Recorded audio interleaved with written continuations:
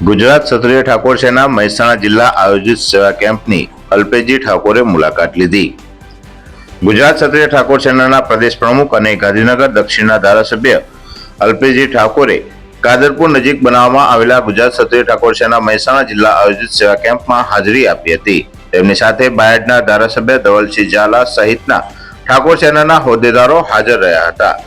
અંબાજી જતા પદયાત્રીઓ માટે ઠાકોર સેના દ્વારા સતત 100 વર્ષથી સેવા આપવામાં આવે છે અને વિવિધ સાંસ્કૃતિક પ્રોગ્રામો પણ કરવામાં આવે છે, જેને લઈને મોડી રાત્રે અલ્પેજી ઠાકોર ગુજરાત ક્ષત્રિય ઠાકોર સેનાના કેમ્પ પર પહોંચ્યા હતા અને સેવા કરનાર આયોજકોનો પણ તેઓએ આભાર વ્યક્ત કર્યો હતો અને જે પદયાત્રીઓ અહીંયાથી પ્રસાદ લઈને આગળ વધી રહ્યા છે તેમનો પણ આભાર વ્યક્ત કર્યો હતો અને વધુમાં તેમને નિવેદન આપીને જણાવ્યું હતું કે એટલે માં અંબાના દરબારમાં મનોકામના પૂરી કરવા એની સિદ્ધિ માટે જે પદયાત્રિકો જાય છે માં અંબાના દરબારમાં આજીજી કરવા, એના દર્શન કરવા પોતાની શ્રદ્ધાથી જાય છે એવા શ્રદ્ધાળુઓ માટે વર્ષોથી ગુજરાત ક્ષત્રિય ઠાકોર સેના અલગ અલગ જગ્યાએ જે કેમ્પો કરી રહી છે।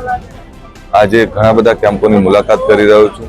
ખૂબ સરસ આયોજન, ખૂબ સારી સેવા કરી રહ્યા છે।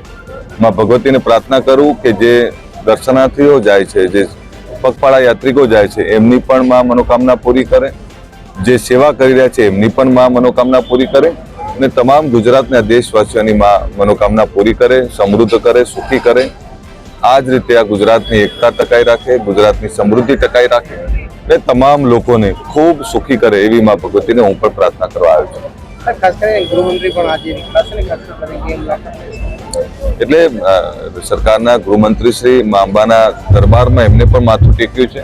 આ ગુજરાતીઓની કામના માટે એમણે પણ પ્રાર્થના કરી છે અને તમામ જે સેવા કેમ્પો ચાલી રહ્યા છે એ તમામ સેવા કેમ્પોની એ પણ મુલાકાત લઈ રહ્યા છે। એટલે એ પણ એક ખૂબ સારી વાત છે ને અહીંયા પણ એ આવવાના છે, ત્યારે ગુજરાત ક્ષત્રિય ઠાકોર સેનાના પ્રમુખ તરીકે હું એમનો પણ આભાર માનું છું।